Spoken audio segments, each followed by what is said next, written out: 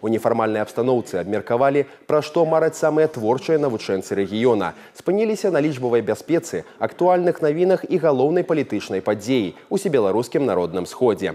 У звароце да моладзі Уладзімір Пярцоў выказаў меркаванне, што, напэўна, у будучыні яны бачаць сябе паспяховымі і багатымі зоркамі на сцэне. Але галоўнае – быць патрыётам сваёй краіны, ганарыцца ёю, дапамагаць яе развіваць. Уладзімір Пярцоў падкрэсліў, шлях да поспеху ў Беларусі – гэта людзі. У нашай краіне не так шмат прыродных багаццяў, але ёсць сапраўдныя каштоўнасці, працавітасць, парадак і тэхналогіі. Тое, што мы ствараем, трэба вучыцца прадаваць. Навучэнцы каледжа таксама змаглі задаць свае пытанні. Напрыклад, як стаць паспяховым і рэалізавацца ў прафесіі. Напрыканцы сустрэчы ад гомельскіх майстроў Уладзіміру Пярцову уручылі ў падарунак неглебскі ручнік.